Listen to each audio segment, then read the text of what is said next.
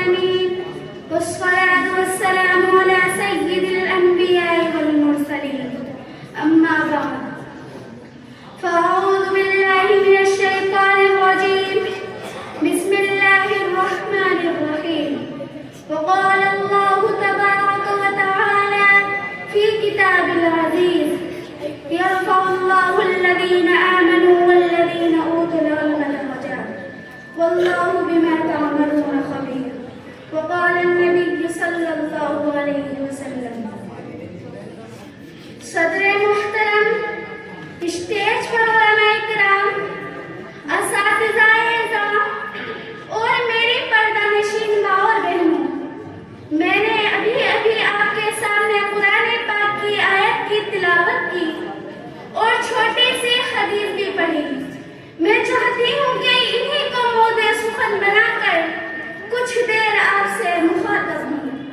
میری پیاری بہنوں، تعلیم ایک ایسی شے ہے جس کی ہمت و افادیت سے کبھی بھی کسی کو انکار نہیں رہا، بلکہ ہر دور کے لوگوں نے اس کی ضرورت کو محسوس کیا، یہاں تک کہ کسی نہ کسی حد تک خود کو تعلیم سے ہمکنار کرنے کے لیے جدوجہد کی۔ اور ظاہر ہی کی بات ہے کہ اللہ رب العزت نے دنیا میں انسانوں کو بھیجا ہے تو دنیا کی ضروریات کی تکمیل کے لیے ہر قدم پر انسان کو تعلیم کی اہمیت کا احساس ہوتا ہے۔ آپ کو معلوم ہوگا اللہ رب العزت نے جب انسان کی ملائک پروردگی ثابت کی تو یہ بھی علم ہی کی بنیاد پر تھا۔ قرآن نے فرمایا وَعَلَّمَ آدَمَ الْأَسْمَاءَ كُلَّهَا ثُمَّ عَرَضَهُمْ، یعنی اللہ رب العزت نے پہلے آدم علیہ السلام کو تمام چیزوں کے نام بتلا دیے اور پھر فرشتوں کے سامنے پیش کیے۔ مقصد واضح ہی تھا کہ اس کے ذریعے اللہ رب العزت انسانوں کو فضیلت کے اعلیٰ مقام پر فائز کرنا چاہتا تھا۔ خیر، تو کہنے کا مطلب یہی ہے کہ تعلیم کی ضرورت جس طرح ہر زمانے میں احساس ہوتا رہا ہے وہ بذات کے خود اس کی اہمیت و واضح کے لیے کافی ہے۔ اور آخر اس علم کی قدر کیوں نہ ہو جبکہ علم ہی وہ چیز ہے جس کی وجہ سے انسان حق و باطل اور اچھے برے کی شناخت کرتا ہے۔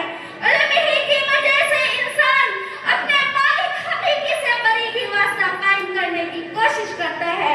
علم ہی کی وجہ سے بیٹے کو باپ کی، بیٹی کو ماں کی اور شاگرد کو استاد کی قدر بتلاتا ہے۔ علم ہی کی وجہ سے انسان حلال و حرام کی تمیز اور نیکی و بدی میں فرق سمجھتا ہے۔ علم ہی کی بنیاد پر باپ بیٹے کے حقوق کا خیال رکھتا ہے، ماں بیٹی کی قدر کو جانتی ہے اور شوہر بیوی کے حقوق کے خلاف ورزی کرنے سے ڈرتا ہے۔ علم انسان کی ایسی بنیادی ضرورت ہے جس سے کسی کو انکار نہیں۔ معزز خواتین، یہ تو ٹھیک ہے کہ آپ کی ذمہ داری بچوں کی تربیت اور گھر کے کام کاج کو سنبھالنا ہے۔ ہماری اپنے سوچ کے اعتبار سے یہ بھی درست ہے کہ تعلیم کی ضرورت اسے ہوتی ہے جس کا تعلق گھر کے معاملات سے ہو۔ کیا ہم نے کبھی اس پر غور کیا کہ اپنے بچوں کی تربیت بغیر صحیح تعلیم کے کیسے کریں گی؟ کیا ہم نے کبھی اس پہلو پر غور کیا کہ اپنے گھر کی حفاظت، اپنے شوہر کی فرمانبرداری بغیر تعلیم کے کیسے کریں گی؟ تو ہم نے یہ کیسے فیصلہ کر لیا کہ گھر سے باہر کے معاملات میں ہمارا کوئی رشتہ نہیں؟ ہمیں معلوم ہونا چاہیے کہ گھر سے باہر کے معاملات میں جتنا حق مرد کو ہے اتنا آپ کو بھی ہے۔ شریعت نے آپ کو گھر کی چار دیواری میں بند کر کے زندگی گزارنے کے لیے مجبور نہیں کیا، تو کیا اس صورت میں آپ کو تعلیم کی کوئی ضرورت نہیں؟ اچھا چھوڑیے باہر کی دنیا کو، آپ اپنے گھر کے اندر کے احوال کا جائزہ لیجیے۔ آپ اپنے بچوں کی تربیت، اپنے شوہر کی فرمانبرداری بغیر تعلیم کے کیسے کریں گی؟